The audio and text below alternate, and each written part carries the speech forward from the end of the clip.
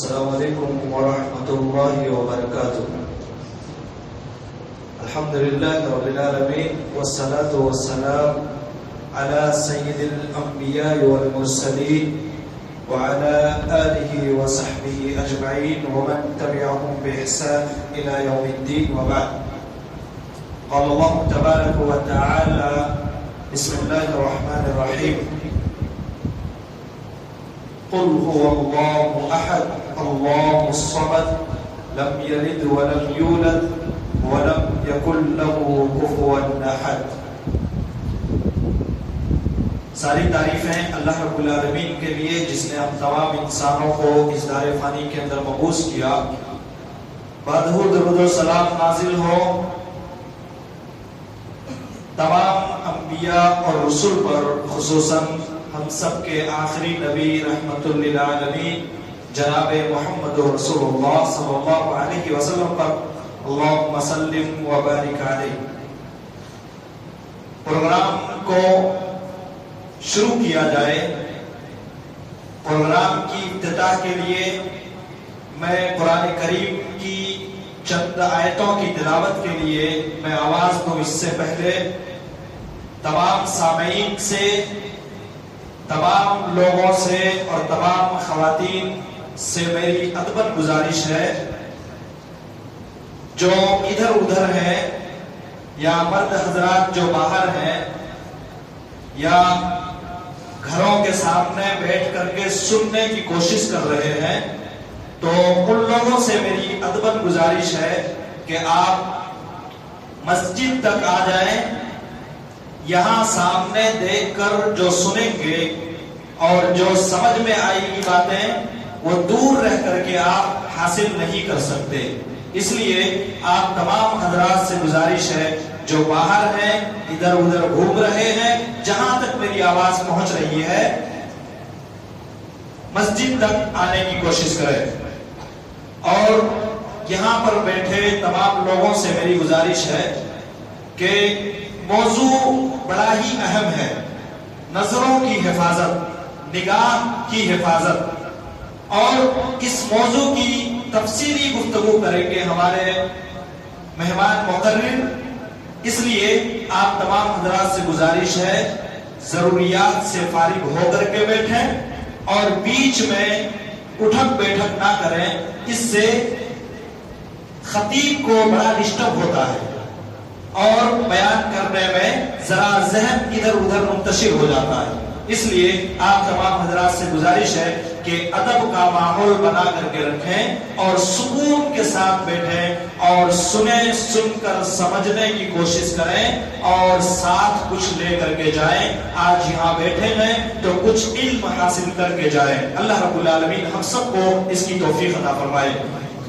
آئیے پروگرام کے آغاز کے لیے تلاوت کلام پاک کے لیے میں حافظ محمد تفہیم کو دعوت دیتا ہوں کہ آپ آئیں اور قرآن کریم کی چند آیتوں سے اس بزم کا آغاز کریں. حافظ محمد تفہیم.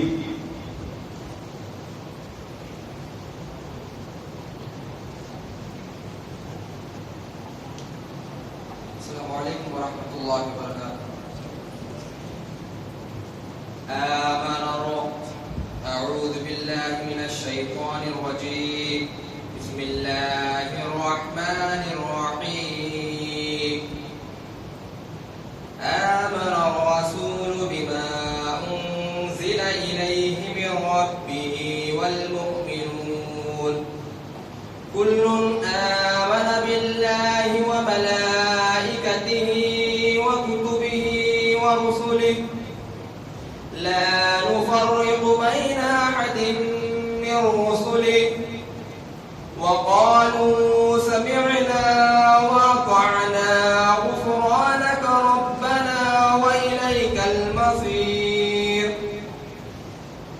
لا يكلف الله نفسا إلا وسعها لها ما كسبت وعليها ما اكتسبت. ربنا لا تؤاخذنا إن نسينا أو أخطأنا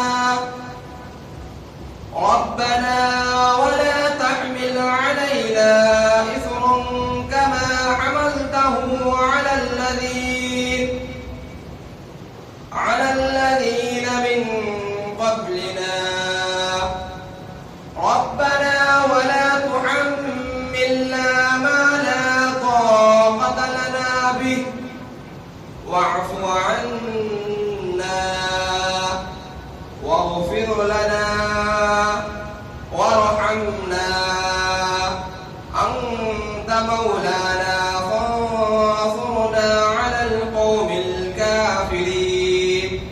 السلام عليكم.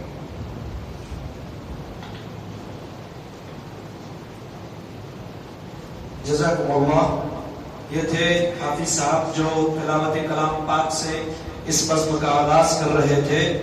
اب میں زیادہ وقت نہ لیتے ہوئے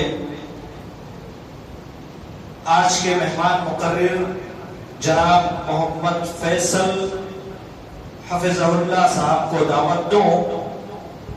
آپ کی تعریف میں یا آپ کی معرفت کے لیے صرف اتنا بتانا چاہوں گا، آپ کی ذات، آپ کی شخصیت ایک انگلش میڈیم سے تعلق رکھتی ہے. انگلش میڈیم میں پڑھنے والے طلباء یا اسٹوڈنٹ کے لیے آپ کی ذات ایک عبرت ہے کہ اس میدان میں بھی جا کر کے کس طریقے سے علم سیکھا جا سکتا ہے اور دین کے سیدھے راستے پر کیسے صراط مستقیم پر چلا جا سکتا ہے.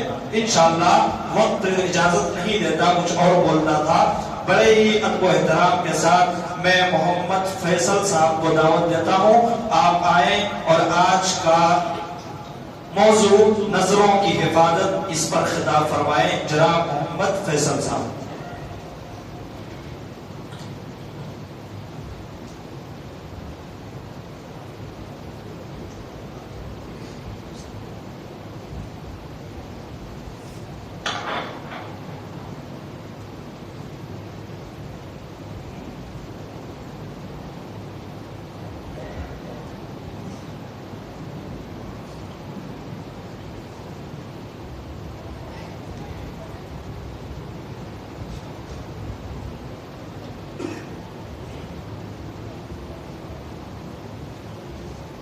السلام علیکم ورحمۃ اللہ وبرکاتہ. اعوذ باللہ السمیع العلیم من الشیطان الرجیم من حمزہ ونفخہ ونفثہ. بسم اللہ الرحمن الرحیم. قال اللہ تبارک وتعالی فی القرآن المجید والفرقان الحمید. یا ایھا الناس اتقوا ربکم الذی خلقکم من نفس واحدہ وخلق منها زوجها وبث منهما رجالا كثيرا ونساء واتقوا الله الذي تساءلون به والارحام ان الله كان عليكم رقيبا. قال الله تبارك وتعالى في القرآن المجيد والفرقان الحميد. يا أيها الذين آمنوا اتقوا الله حق تقاته ولا تموتن إلا وأنتم مسلمون. قال الله تبارك وتعالى في القرآن المجيد والفرقان الحميد. يا أيها الذين آمنوا اتقوا الله وقولوا قولا سديدا يصلح لكم أعمالكم ويغفر لكم ذنوبكم ومن يطع الله ورسوله فقد فاز فوزا عظيما. قال تعالى في القرآن المجيد. قل هل يستوي الذين يعلمون والذين لا يعلمون انما يتذكر اولو الالباب. قال تعالى في القرآن المجيد. قل للمؤمنين يغضوا من ابصارهم ويحفظوا فروجهم ذلك ازكى لهم ان الله خبير بما يصنعون. وعن ابي هريره رضي الله تعالى عنه قال قال رسول الله صلى الله عليه وسلم حجبت النار بالشهوات وحجبت الجنه بالمكاره. رب اشرح لي صدري ويسر لي امري واحلل عقدة من لساني يفقهوا قولي. سبحانك لا علم لنا الا ما علمتنا انك انت العليم الحكيم. اللهم اني اسالك علما نافعا اللهم اني اعوذ بك من علم لا ينفع. تمام تعریف اللہ رب العزت کے لیے ہے جو اللہ الذي خلق السماوات والارض وما بينهما في 6 ايام ثم استوى على العرش ما لكم من دونه من ولي ولا شفيع فلا تتذكرون. جو زمین و آسمان کو پیدا کرنے والا ہے اور جو بھی زمین و آسمان کے درمیان اس کا خالق ہے، اس کا رب ہے. اور لاکھوں نہیں کروڑوں درود السلام بھیجتا ہوں تمام انبیاء کرام پر، خصوصاً رحمت للعالمین محمد صلی اللہ علیہ وسلم پر. اللہم صلی علی محمد وعلی آل محمد کما صلیت علی ابراہیم وعلی آل ابراہیم انک حمید مجید.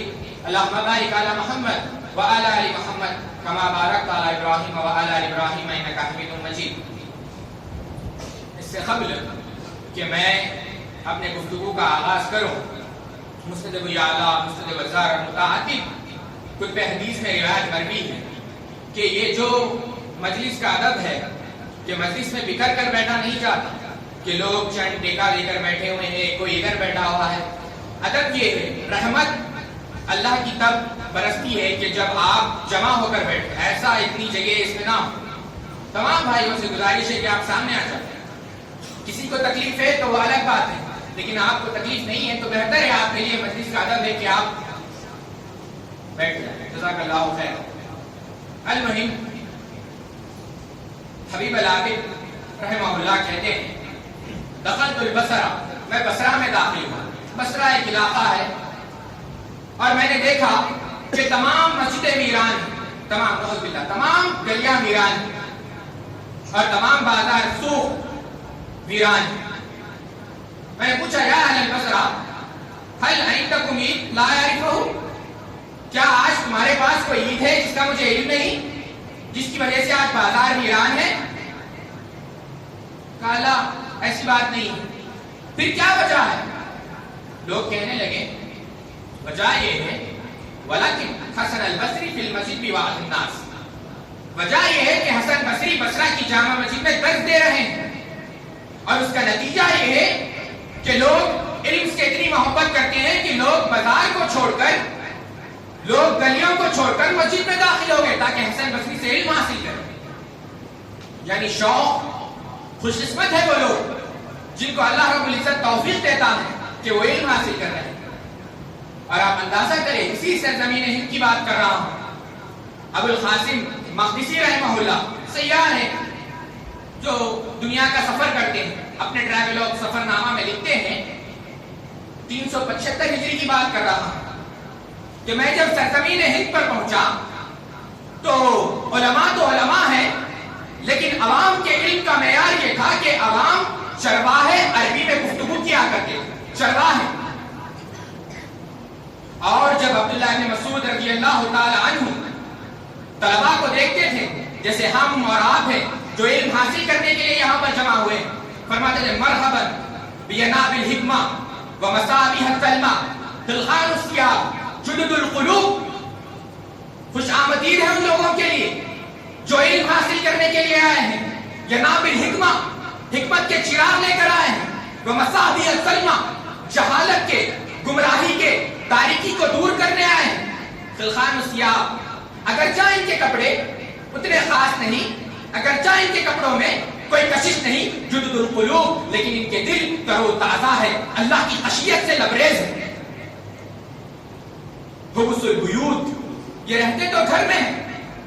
ریحان کل خبیلہ، لیکن خبیلوں کی پہچان انہی لوگوں کی وجہ سے ہوتی ہے. بخارا کو کون نہیں جانتا آج، لیکن جاننے کی وجہ یہ ہے کہ ابو عبداللہ محمد بن اسماعیل البخاری جیسا محدث وہاں پر پیدا ہوا. ترمذی کو کون نہیں جانتے آج، لیکن پہچاننے کی وجہ یہ ہے کہ ابو عیسیٰ ترمذی جیسا محدث وہاں پر پیدا ہوا. مبارک پور کو کون نہیں جانتے آج، لیکن پہچاننے کی وجہ یہ ہے عبد الرحمن مبارک پوری جیسا محدث وہاں پر پیدا ہوا. قبیلوں کی پہچان، علاقوں کی پہچان انہی طلباء کی وجہ سے ہوتی. خوش آمدید ہے ان لوگوں کے لیے جو علم حاصل کرنے آ رہے ہیں.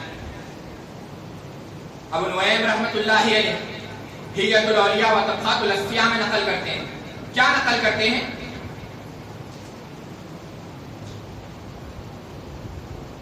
ابو ذر غفاری رضی اللہ تعالیٰ عنہ فرماتے ہیں کہ مجلسیں 3 قسم کی ہوتی ہیں. کتنے قسم کی؟ 3 قسم کی مجلسیں. 2 مجلسیں نفع والی ہیں اور 1 مجلس نقصان دہ. ابو ذر غفاری رضی اللہ تعالیٰ عنہ نصیحت کر رہے ہیں شاگردوں کو کہ تم 2 مجلسوں کو اختیار کرو، تیسری مجلس سے بچو کیونکہ یہ تمہیں نقصان دینے والی ہے. پہلی مجلس وہ مجلس جو ذریعہ بنے اللہ کے قرب کا، وہ مجلس جو ذریعہ بنے اللہ کی اطاعت و فرمانبرداری کا، یعنی وہ مجلس جو تمہیں آخرت کی یاد میں، تمہیں جنت کے شوق میں اور جہنم کے ڈر کو تمہارے دل میں راسخ کرے، اس مجلس کو اختیار کرو، یعنی علماء کی مجلس. یہی حسن بصری جن کا واقعہ میں نے آپ کے سامنے بیان کیا، وہ کہتے ہیں کہ پوری کائنات تاریکی میں ملوث ہے، اگر کوئی شے روشنی میں ہے، اگر کوئی شے نورانیت کے چھت میں ہے وہ شے علماء کی مجالس ہے. دوسری مجلس ابو ذر غفاری رضی اللہ عنہ فرماتے ہیں انسان حلال رزق کو تلاش کرے تاکہ اہل و عیال کی کفالت کرے. یہ مجلس جو مجلس حلال رزق تلاش کرنے کے لیے کی جاتی ہے وہ مجلس بھی انسان کے لیے نفع والی. تیسری مجلس وہ مجلس جس میں نہ آخرت کا ذکر ہے نہ حلال رزق کا ذکر ہے. ایسے مجلسوں سے ہمیں بچنا ہے. اللہ ہم سب کی حفاظت فرمائے. آمین. اللہ کے رسول اس کی فضیلت کیا ہے ساتھی؟ مجلس کی فضیلت، ذکر کی مجالس کی اہمیت، علماء کے مجالس کے فوائد، یہ ایک مستقل اس پر بیان دیا جا سکتا ہے. اس کی فضیلتیں کیا ہیں آپ اندازہ کریں. اللہ کے رسول صلی اللہ علیہ وسلم نے ارشاد فرمایا ما بین بیتی و منبری روضۃ من ریاض الجنہ. کتنے لوگ یہ حدیث جانتے ہیں؟ ہاتھ کھڑا کریں ذرا. ما بین و بیتی منبری روضۃ من ریاض الجنہ. ماشاءاللہ. میرے ممبر اللہ کے رسول صلی اللہ علیہ وسلم کا جو ممبر ہے اور آپ صلی اللہ علیہ وسلم کا جو حجرہ ہے ما بین بیتی و منبری روضۃ من ریاض الجنہ، یہ جنت کا باغیچہ ہے. کیا ہے؟ جنت کا باغیچہ ہے. یعنی وہ حصہ آپ صلی اللہ علیہ وسلم کے گھر سے لے کر آپ صلی اللہ علیہ وسلم کے مسجد نبوی کے منبر تک کیا ہے؟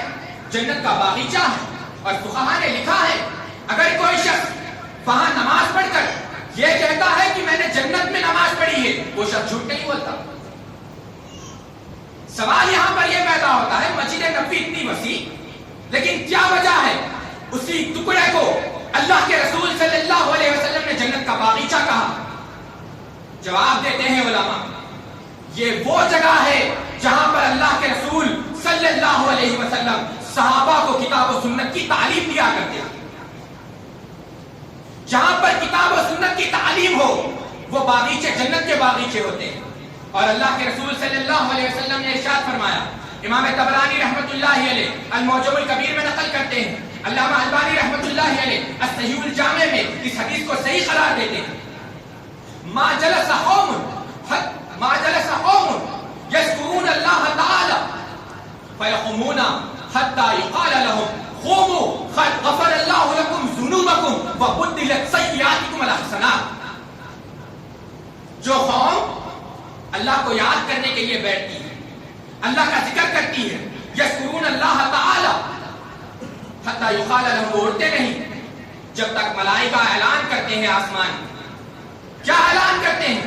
قوموا، کھڑے ہو جاؤ جو یہاں پر بیٹھے ہیں. قد غفر اللہ لکم ذنوبکم، اللہ نے تمہارے گناہوں کو معاف فرما دیا اور معافی نہیں فرمایا. وبدلت سیئاتکم حسنات، اللہ نے تمہارے گناہوں کو نیکیوں میں بدل دیا. سبحان اللہ. یہ مجلس کی فضیلت ہے. تو آپ یہاں جو بیٹھے ہیں یہ بات یاد رکھیں، آپ عبادت کر رہے ہیں اور عبادت کے لیے شرط ہے کہ انسان کی نیت خالص اللہ کی رضا کے لیے ہو. اس سے قبل کہ میں نے جو آیت خطبہ مسکونہ کی بات پڑھی اس کی تفسیر آپ کے سامنے کروں، دو باتیں یاد رکھیں. پہلی بات، ہو سکتا ہے اس بیان میں بہت ساری باتیں جن کا تعلق انگریزی سے بھی ہو، فارسی سے بھی ہو، عربی سے بھی ہو، اردو سے، ظاہر سی بات.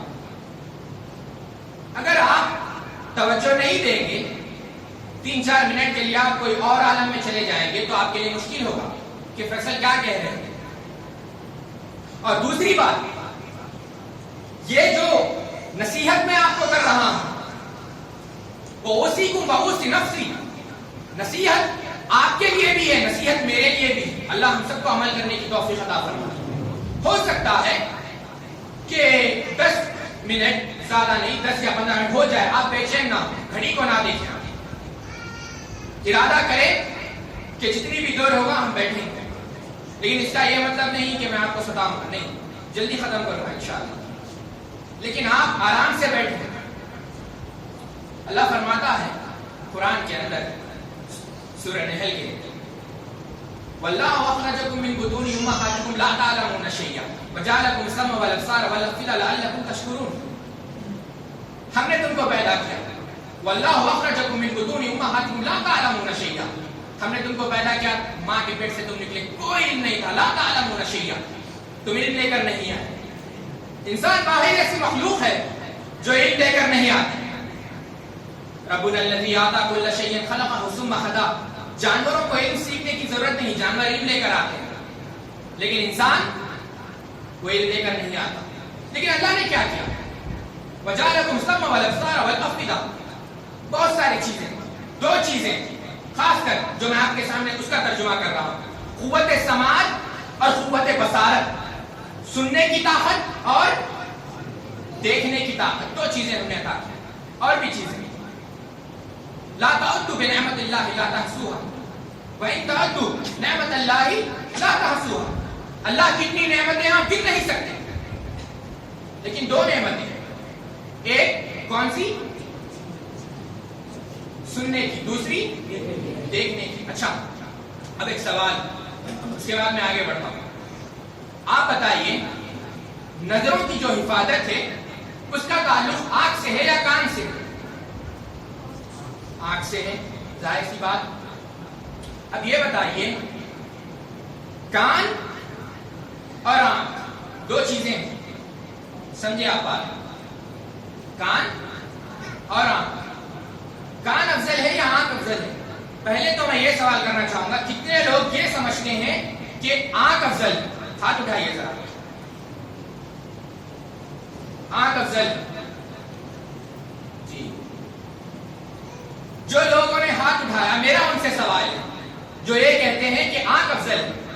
ابھی اللہ جزائے خیر دے تفیع بھائی کو، انہوں نے قرآن کی آیت پڑھی سورۃ بقرہ کی آخری دعا، وقالوا سمعنا واطعنا، ہم نے سنا اور ہم نے اطاعت کی، ہم نے سنا اور ہم نے اطاعت کی. عبداللہ ابن مسلم ابن قتیبہ رحمۃ اللہ علیہ انہوں نے دلائل کے انبار لگائے اور انہوں نے ثابت کیا کہ کان افضل ہے. کس اعتبار سے؟ کیوں؟ اس اعتبار سے کہ جنت کا دار و مدار اطاعت پر موقوف ہے، اور اطاعت وہ شخص کرتا ہے جو قرآن و سنت کی تعلیم کو سنتا ہے، اس پر عمل کرتا ہے. اس وجہ سے قوت سماعت مقدم ہے قوت بصارت پر. اب میرا دوسرا سوال، جو یہ سمجھتے ہیں کان افضل ہے وہ ذرا ہاتھ اٹھائیں. ماشاءاللہ بعض لوگ ایسے ہیں جو کان پر بھی ہاتھ اٹھاتے ہیں، آنکھ پر بھی ہاتھ اٹھاتے ہیں. المہم میرا ان سے یہ سوال ہے، اللہ کے رسول صلی اللہ علیہ وسلم نے کہا کہ اللہ رب العزت اگر بندے کی دو محبوب چیزیں، یعنی اشارہ اس بات کی طرف ہے بندے کے دو آنکھ لے لے اور وہ اس پر صبر کرے، اللہ تعالیٰ اس کو جنت دے گا. محمد ابن قاسم ابن بشار العنبری رحمہ اللہ بہت بڑے محدث، 328 ہجری میں ان کا انتقال ہوا. عبداللہ جو پہلے نام لیا تھا عبداللہ بن مسلم بن قتیبہ، وہ بھی بہت بڑے محدث. محمد ابن قاسم ابن بشار رحمہ اللہ کہتے ہیں اس سے پتہ چلتا ہے کہ آنکھ کے صبر کے اوپر اللہ نے جنت کا وعدہ کیا ہے اور کان کے اوپر وعدہ نہیں کیا. ظاہر سی بات ہے جس چیز کے اوپر جنت کا وعدہ ہوا ہے وہ چیز مقدم ہے اس چیز کے اوپر جس چیز کے اوپر جنت کا وعدہ نہیں ہوا. تو اس سے انہوں نے یہ بات بتائی کہ آنکھ افضل ہے. اب میں آپ سے سوال کرتا ہوں کیا افضل ہے؟ ابن قیم رحمت اللہ علیہ، اللہ ابن قیم کی خبر پر کرو رحمت فرمائے، آمین. ابن قیم کہتے ہیں کہ ہم اس کا فیصلہ حدیث کی روح سے کرتے ہیں، اور ابن قیم حدیث لاتے ہیں. اس حدیث کو امام سیوطی، ابن نجار اور بہت سارے علماء نے نقل کیا. ابو بکر و عمر من ھذا الدین کا منزلۃ السماء والبصر من الراس. ابو بکر و عمر من ھذا الدین کا منزلۃ السماء والبصر من الراس. ابو بکر اور عمر کا مقام دین میں وہی ہے جو سر میں آنکھ اور کان کا مقام. اب سوال، ابن قیم کہتے ہیں جس صفت سے سیدنا ابو بکر صدیق متصف ہوئے وہی صفت افضل ہے. پھر حدیث کا ترجمہ پڑھتا ہوں آپ کے سامنے، غور سے سنیں. اسی لیے میں نے پہلے کہا تھا اگر آپ توجہ نہیں دیں گے بات سمجھ میں نہیں آئے گا. ابو بکر اور عمر رضوان اللہ تعالی مجمعین، ان کا مقام دین میں وہی ہے جو مقام سر کے اندر کان اور آنکھ کا ہے. اب سوال یہاں پہ یہ پیدا ہوتا ہے کہ کان کی تشبیہ کس سے دی گئی اور آنکھ کی تشبیہ کس سے دی گئی؟ ابن قیم کہتے ہیں وَالتَّحْقِيقُ إِنَّ صِفَةَ الْبَصَرِ لِلصِّدِّقِ، تحقیق یہ ہے کہ بصر جو یہ کہا گیا ہے آنکھ کی تشبیہ سیدنا ابو بکر سے دی گئی ہے. کیوں؟ جب اللہ کے رسول صلی اللہ علیہ وسلم معراج پر گئے، سیدنا ابو بکر صدیق نے دیکھا نہیں تھا لیکن ایمان ویسے ہی تھا جیسے خود آنکھ سے دیکھا ہو. اسی لیے ابو بکر صدیق مقام کمال صداقت پر پہنچے، اور کمال صداقت پر پہنچنا اس بات کی دلیل ہے کہ وہ کمال بصارت کو حاصل کر چکے تھے. ابن قیم کہتے ہیں اس حدیث سے یہ بات پتہ چلی کہ آنکھ مقدم ہے کان پر، کیونکہ دو چیزیں عام طور پر آتی ہیں. اسی لیے ہم نے آج کا موضوع آنکھوں کے متعلق رکھا. اللہ نے حیات بخشی تو انشاءاللہ اگلی مرتبہ کان کے اوپر ہم بیان کریں انشاءاللہ. آنکھ کتنی بڑی نعمت ہے، آپ اس سے اندازہ کریں. ترکی کے ایک شخص نے ادنان اختر، جس کو لوگ ہارون یحییٰ کے نام سے جانتے ہیں، اس شخص نے مستقل ایک کتاب لکھی اعجاز العین میراکل ان دی آئی، 300 پیجوں پر مستقل کتاب کہ کیا کیا چیزیں آنکھ کے اندر موجود ہیں. تحقیق کے مطابق انسان، آپ وہ چھوڑیں، پوری تفصیل میں ہم نہیں جاتے، بس اتنا سوچیں یہ جو آنکھ آپ جس انداز سے، جس طریقے سے آپ کے سر میں، آپ کے جسم میں اس کو بٹھایا گیا ہے، آپ سوچیں اس جگہ سے ہٹ کر کوئی اور بہتر جگہ ہے جہاں آپ اس آنکھ کو بٹھا سکتے ہیں؟ سوچیں آپ سب. اس آنکھ، کتنے لوگ آج فون استعمال، ہر کوئی فون استعمال کرتا ہے. ایک آنکھ کا جو میگا پکسلز ہے جسے ہم کہتے ہیں 576 میگا پکسلز، یعنی انسان تصور نہیں کر سکتا. اس آنکھ کے اندر تقریباً 1.5 کروڑ ملین ریسپٹرز، 130 ملین، تقریباً 1.5 کروڑ، 10 کروڑ، 13 کروڑ اتنے ریسپٹرز. آپ جو پلک جھپکتے ہیں 25,000 مرتبہ دن بھر ایک مرتبہ، ہر چیز. کیا بتاؤں میں آپ کو، آپ جانتے ہیں ریٹینا، آپ مان کر دیکھیں جتنے اس کے اندر. انسان اس جیسی آنکھ بنانا تو بہت دور کی بات ہے. آج تک انسان سمجھ نہیں پایا کہ آنکھ کیسا کام کر رہی ہے. within a fraction of seconds اتنا جلدی چیز کو پکڑتی ہے، چھانتی ہے، رنگ کو چھانتی ہے، ہٹنا کے 55,000 رنگ آنکھ دیکھ سکتی ہے، 55,000 پہچان سکتی ہے، اس میں تفریق کر سکتی ہے، ڈیفرینشیٹ کر سکتی ہے. مسلمان تو مسلمان، آستک تو آستک، جو رب کو مانتے ہیں وہ تو کہتے ہیں کہ آنکھ اللہ نے دی. لیکن ایک بات میں آپ کو کہنا چاہتا ہوں، ذرا آپ سوچیں کہ اس آنکھ کے اندر اتنا اعجاز ہے. سنوریہم آیاتنا فی الآفاق وفی انفسہم حتی یتبین لہم انہ الحق. آیات ہے ہمارے اندر، نشانیاں ہیں اللہ کی، جس کو دیکھ کر ہم اللہ کو پہچان سکتے ہیں کہ انسان کا کام نہیں ہو سکتا. حتیٰ کہ پیج نمبر 181 کے اندر جو ناستک، جانتے ہیں آپ چارلس ڈارون، جس کی کتابیں پڑھ کر لوگ ناستک ہو جاتے ہیں، وہ اپنی کتاب میں لکھتا ہے پیج نمبر 181 پر کیا لکھتا ہے دیکھیں آپ. To suppose that the eye will all its inimitable contrivances for adjusting the focus to different distances, for admitting amounts of light, and for the correction of spherical and chromatic aberration could have been found by natural selection. یہاں تک اس کا ترجمہ یوں سمجھے آپ کہ یہ کہنا کہ یہ نیچرل سلیکشن، جس کو وہ کہتے ہیں کہ انسان تھا، بندر ہوا، یعنی تفصیل، یہ ماننا کہ آنکھ اسی طریقے سے آئی ہے، seems, I freely confess, absurd in the highest degree. یہ میں مانتا ہوں جہالت ہے. اب اندازہ کریں، یعنی آنکھ کا ایسا نظام اللہ نے بنایا ہے کہ جو رب کو نہیں مانتے وہ بھی مانتے ہیں کہ ہاں کسی نے بنائی ہے، خود نہیں آئی. آپ سوچیں ساتھی، یہ آنکھ ہے آپ کی، آپ فون پر بات کرتے ہیں، آپ ٹی وی دیکھتے ہیں. لوگ آج ٹی وی عام ہو گئی. ٹی وی ایک مہینہ بل نہ بنے کنیکشن کاٹ دیا گیا. آپ سوچیے اللہ کے خاص. ایک سوال اپنے آپ سے کرے آپ. سلف نے کہا آنکھ کی اہمیت جاننا چاہتے ہو تو بس چند لمحات کے لیے اپنی آنکھ بند کر لو، سمجھ میں آ جائے گا کہ آنکھ کی اہمیت کیا ہے. آپ کتنے چیزیں دیکھتے ہیں آنکھ سے، کتنے چیزیں، لیکن کبھی آپ نے بل بھرا اس کا؟ نہیں. ہم شکر بھی ادا نہیں کرتے. ہر سانس پر دو شکر نصب، امام سعدی کہتے ہیں. آنکھ تو بہت دور کی بات ہے، انسان سانس کا شکر ادا نہیں کر سکتا. کیوں؟ ایک سانس پر دو شکر ہے. ایک سانس جو اندر جا رہی ہے آکسیجن کی شکل میں، ایک سانس جو باہر جا رہی ہے کاربن ڈائی آکسائڈ کی شکل میں. انسان پوری زندگی لگا کر اس سانس کی نعمت کا شکر ادا نہیں کر سکتا. آنکھ تو بہت دور کی بات ہے. امام ابن عین نقل کرتے ہیں فضیل بن عیاض رو رہے تھے اس آیت پر جب پہنچے الم نجعل اللہ عینین، ہم نے انسان کو دو آنکھ دی. فبکا، رونے لگے فضیل بن عیاض رحمۃ اللہ علیہ. کہا کیوں روتے ہیں آپ؟ کہا اللہ نے کہا ہے کہ اللہ نے دو آنکھ دی ہے، لیکن فضیل کی کوئی ایک رات زندگی کی ایسی نہیں گزری کہ فضیل نے اس رات میں اس آنکھ کا شکر ادا کیا. اور شیطان یہی چاہتا ہے کہ آپ شکر نہ کریں.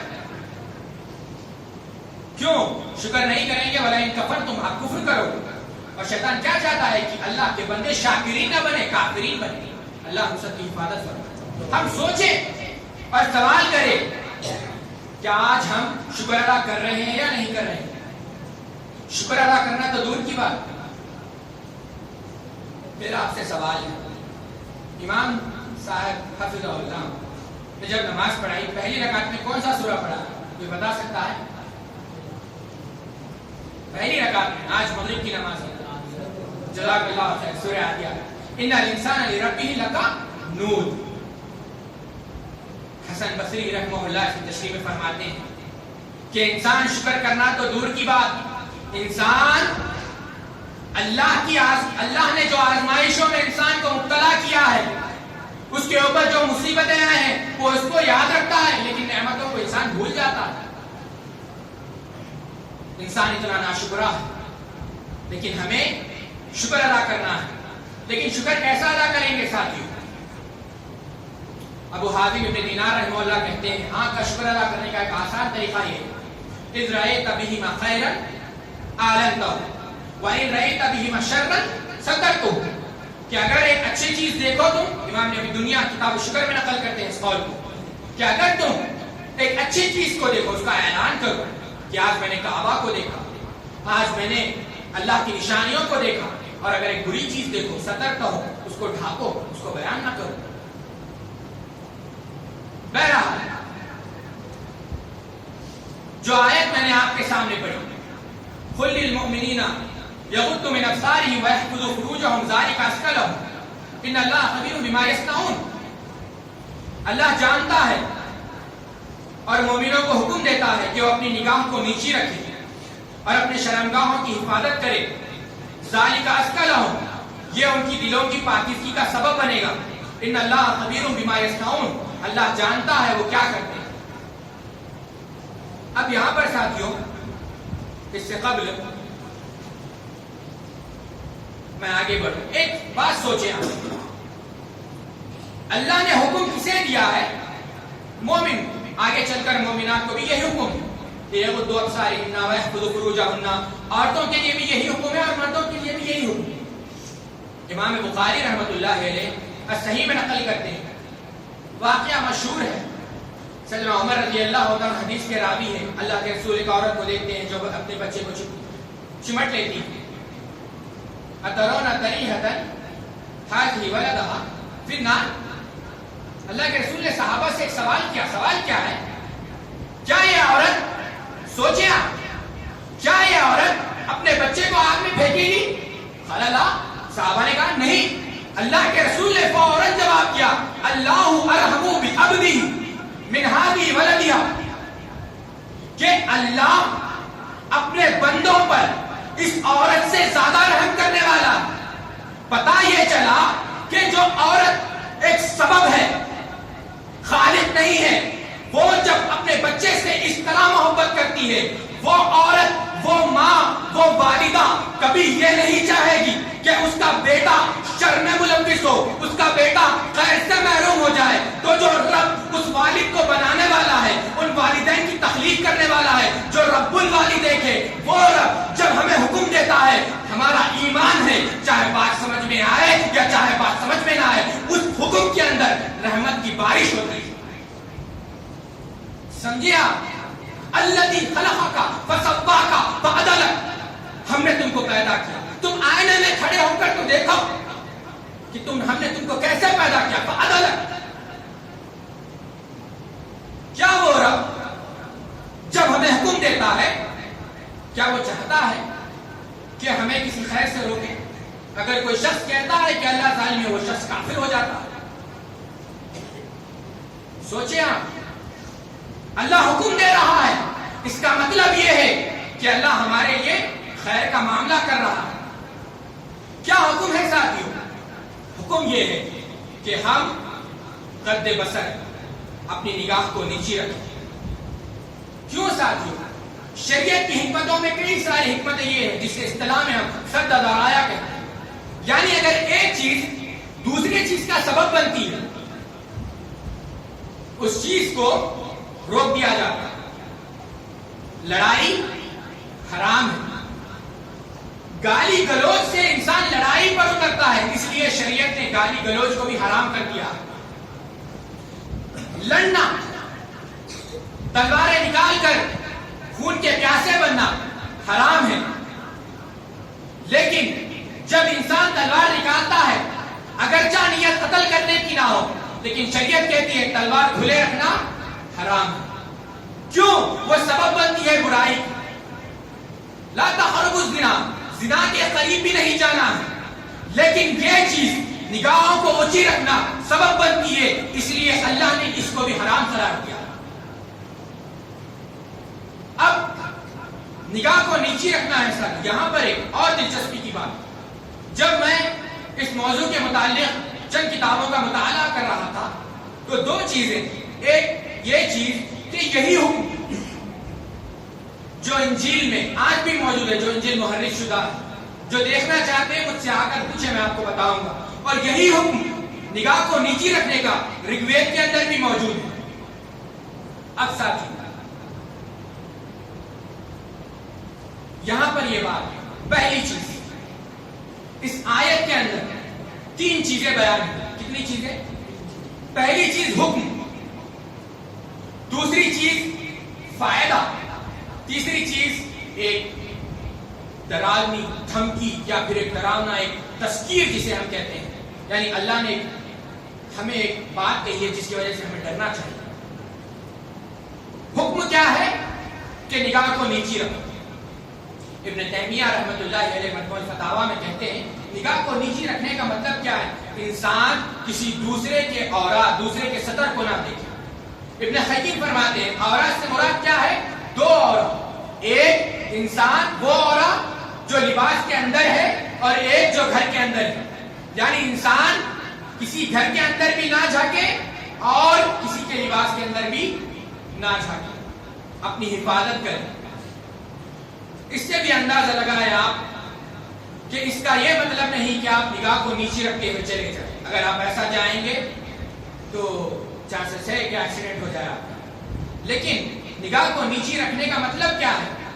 کہ آپ غض البصر غض طرف، دونوں میں فرق ہے. ایک غض البصر یعنی نگاہ کو نیچی رکھنے کا معنی یہ نہیں کہ آپ نیچی رکھتے ہوئے چلے جائیں. ایسا کرے، اتنی نگاہ کو نیچی رکھے جس کی وجہ سے آپ بے حیائی سے بچ جائیں. دوسری بات، اس کی اہمیت کا اندازہ آپ اس سے لگائیں کہ اللہ کے رسول نے ہر مقام پر اس کی تاکید کی. مشہور حدیث ہے مسند ابویعلا میں، آپ جانتے ہیں حجۃ الوداع میں جب فضل ابن عباس رضی اللہ تعالی عنہ آپ صلی اللہ علیہ وسلم کے پیچھے بیٹھے ہوئے تھے تو آپ صلی اللہ علیہ وسلم نے جب فضل ابن عباس ایک عورت کو، ایک لڑکی کو دیکھ رہے تھے، اللہ کے رسول نے فضل ابن عباس کا چہرہ پھیر لیا.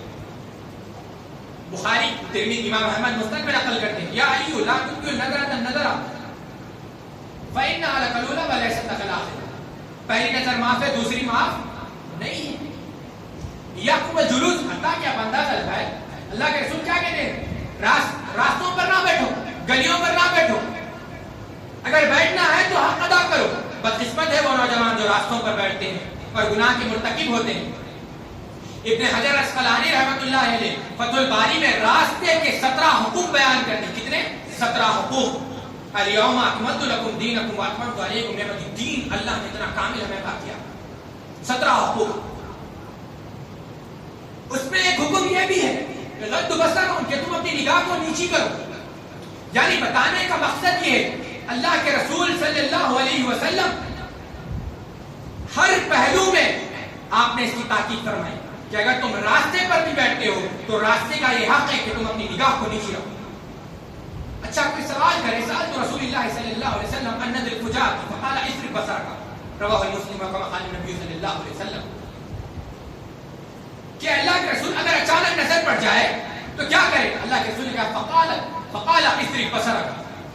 تم کیا کرو؟ اپنی نگاہ کو پھیر لو. کیوں ساتھیو؟ اس کی وجہ یہ ہے کہ مثل مشہور ہے کہ دنیا کا سب میں لمبا سفر ایک قدم سے شروع ہوتا ہے. آپ نگاہ کو نیچی نہیں کریں گے. ابن قیم روضۃ المحبین و نزہۃ المشتاقین میں فرماتے ہیں اس آدمی کی مثال جو پہلی نظر کے بعد اپنی نگاہ نیچی نہیں کرتا ایسی ہے کہ جو گھوڑے پر سوار ہے اور اس کا گھوڑا ایک تنگ گلی میں جا رہا ہے. اگر وہ شخص اس گھوڑے کو روکتا نہیں اندر کو داخل ہو جائے گا لیکن پلٹنا اس کے لیے مشکل ہو جائے گا. اسی طریقے سے اگر کوئی شخص نگاہ کو نیچی نہیں کرتا تو اس کا دل شہوت کے اندر اللہ کی معصیت میں مبتلا ہو جائے گا اور اس معصیت سے نکلنا اس کے لیے مشکل بن جائے گا. تو پہلی نگاہ جیسے ہی آپ کی پڑے معاذ اللہ اللہ کی پناہ مانگ کر آپ اللہ کے دربار پر رجوع. اگر نہیں کریں گے تو آپ اس کی تکلیف برداشت نہیں کر سکیں. دوسری بات ساتھ کیا کہا؟ ذالک ازکی لہم. یہ تمہارے دلوں کی پاکیزگی کے لیے بہتر ہے. کیوں ساتھیو؟ ابن قیم فرماتے ہیں دل آنکھ اور دل کا تعلق بیان کرتے ہیں کہ آنکھ دل کا آئینہ ہے. دل آنکھ کا آئینہ ہے. آئینے ہیں. اگر تم آنکھ کو ایسی جگہ پر لے کر جاؤ گے جو جگہ اللہ کی نافرمانی میں مبتلا ہوگی, جو جگہ اللہ کی معصیت سے بھری ہوگی, جو جگہ قرآن و سنت کی تعلیمات سے ہٹی ہوئی ہوگی, تمہارے دل میں اللہ کی رحمت نہیں ٹک پائے گی. اور اگر وہی آنکھ کو تم اللہ کی رحمت کی جگہ لے کر جاؤ تو تمہارے دل میں اللہ کی رحمت برسے گی. تو اگر تمہارے دل میں اللہ کی رحمت برسے گی, جہاں پر اللہ کی رحمت ہوتی ہے وہ جگہ پاک ہوتی ہے. ذالک ازکی لہم, تمہارے دل پاک رہے. اسی کو علامہ اقبال نے کہا تھا نگاہ پاک ہے تیری تو پاک ہے تیرا دل بھی, کہ حق نے دل کو کیا ہے نگاہ کا پہرا. نظر بر قدم ہو قدم بر زمین, یقیناً کہ صورت تو ہے اختیاری.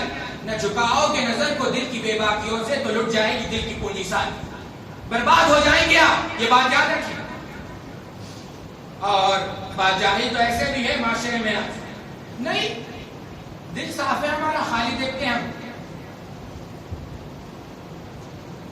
یاد رکھیں آپ جو ہنس رہے ہیں اس بات پر, وہ شخص قرآن کی تکذیب کر رہا ہے.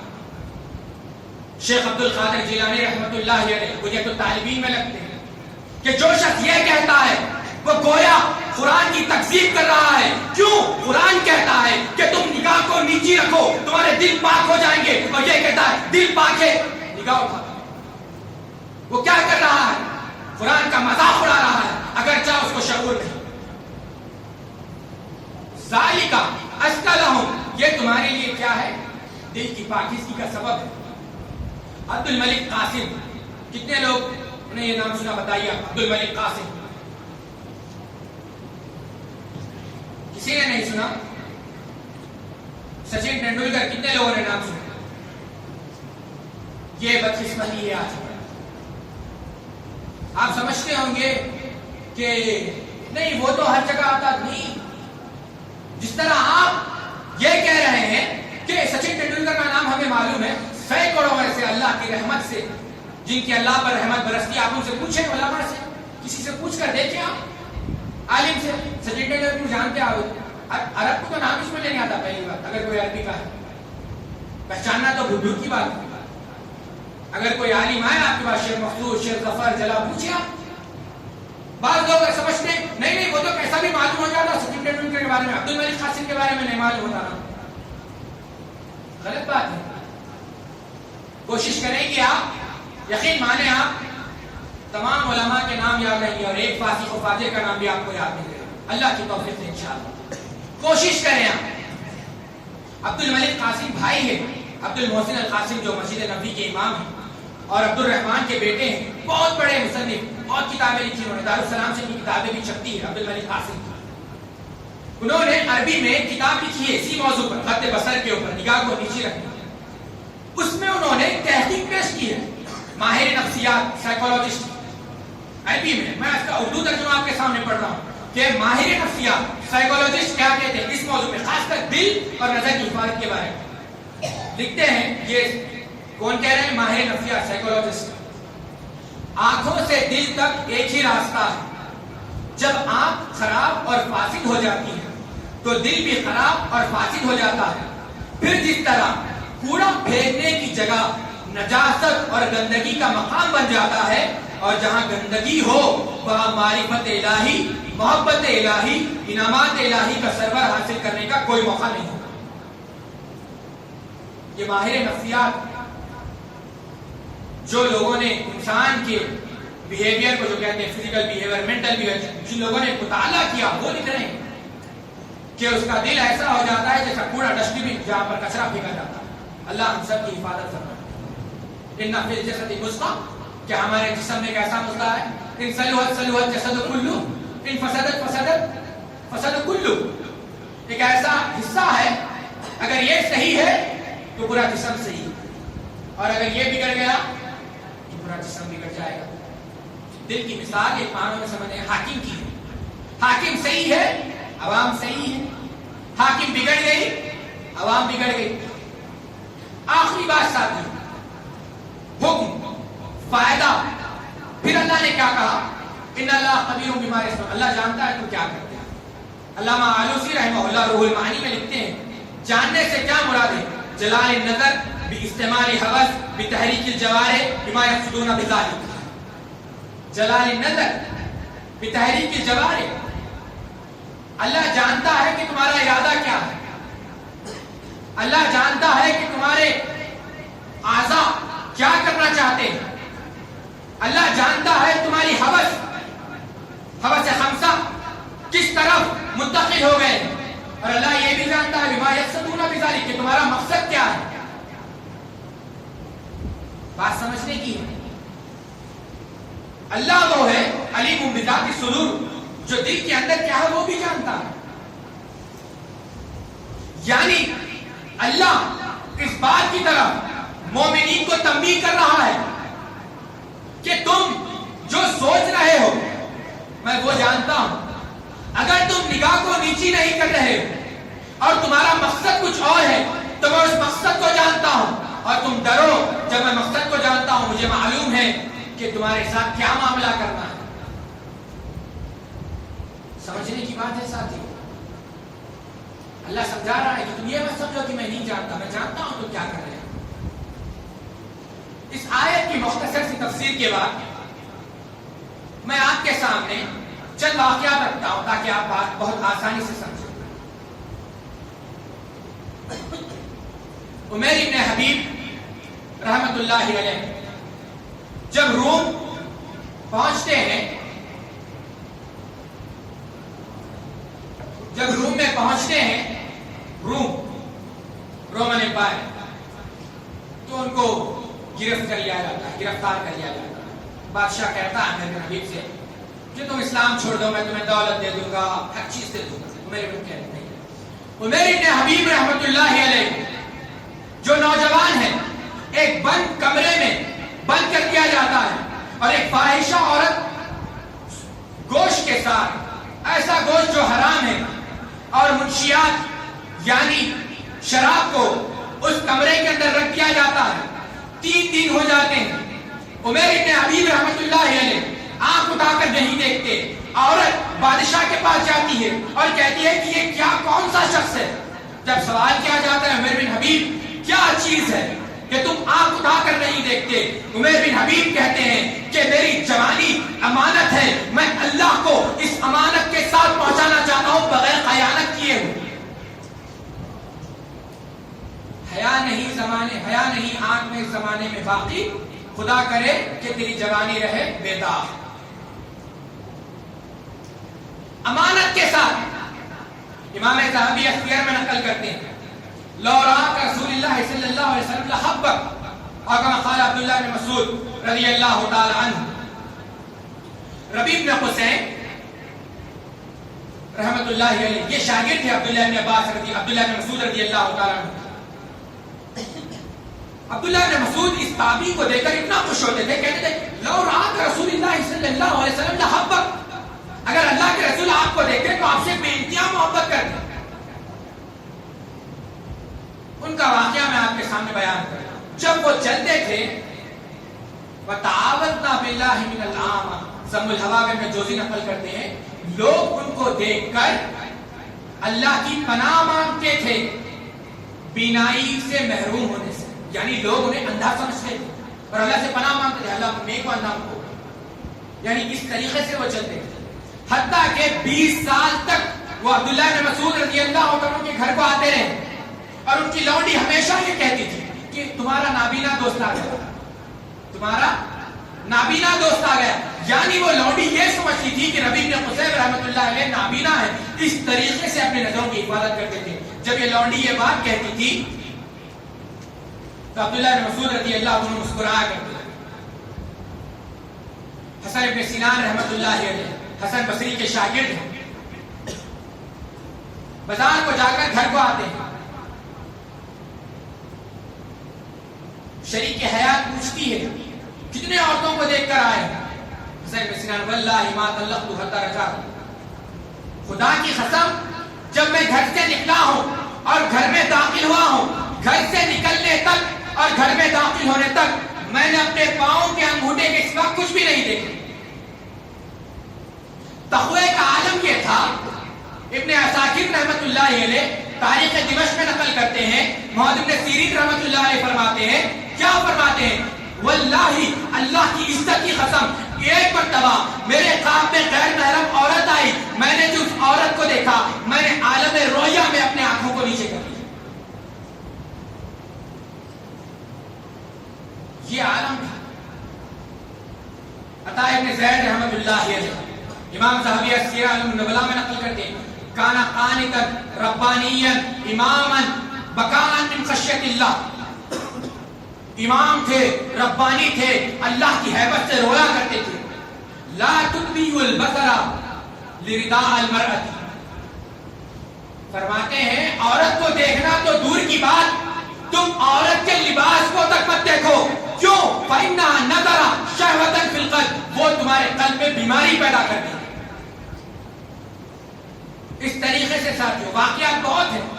اگر کوئی سلف کے واقعات پڑھنا چاہتا ہے اس موضوع پر، ابن جوزی کی ضم الحوا، ابن قیم کی روضۃ المحبین پڑھیں آپ، سینکڑوں واقعات. لیکن میں اس پر نہیں جانا چاہتا. میں آپ کو ایک بات پوچھنا چاہتا ہوں کہ کیا وجہ ہے ساتھی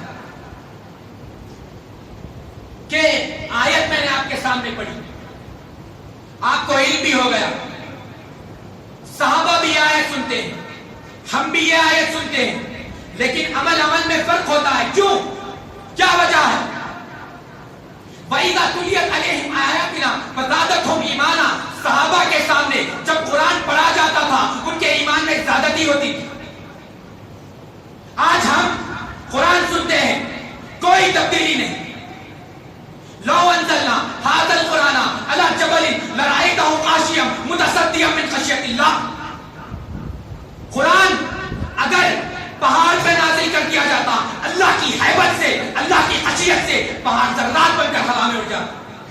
لیکن آج وہ کلام پاک انسان کے دل پر اثر نہیں کرتا. کیوں؟ ثم قست قلوبكم من بعد ذلك فهي كالحجارة واشد قسوة. انسان کا دل پتھر بن چکا ہے، سنگ دلی. ارادہ کرے آپ علماء سے رابطہ کرے، ائمہ سے رابطہ کرے اور معلوم کرے کہ کس طریقے سے سنگ دلی کا علاج کیا جا سکتا ہے. سوچیں آپ، غیر مسلم مورخ ایڈورڈ گبن اپنی کتاب، فرانس کا مشہور مورخ ہے، لکھتا ہے اپنی کتاب ہسٹری آف اسلام کے اندر، صحابہ جب روم میں داخل ہوئے. کون صحابہ؟ سوچیں آپ، وہ صحابہ جو زمین پر چلتے ہیں، ان کی قدموں کی آہٹ جنت میں سنائی دیتی ہے. جب روم میں پہنچتے ہیں تو روم چاہتا ہے، روم کا گورنر پوچھتا ہے کہ کیسے ان کو ہرائے. ایک بڑا عالم کھڑے ہوتا ہے، ان میں سے کہتا ہے ان کو ہرانا مشکل ہے. قم باللیل رہبان وقم بالنہار فرسان. ارے یہ تو وہ شہ سوار ہے جو دن پر گھوڑوں پر سوار ہوتے ہیں اور رات پر مسلحوں پر سوار ہوتے ہیں. روم کا جنرل کہتا ہے کہ ایک کام کیا جائے. غیر مسلم لکھ رہا ہے یہ بات. 5 میل تک خواتین کو، لڑکیوں کو بطور آزمائش کھڑا کر دو، براہنا کر کر، تاکہ صحابہ اللہ کی معصیت میں مبتلا ہو جائے اور اللہ کی نصرت و مدد ظاہر ہو جائے.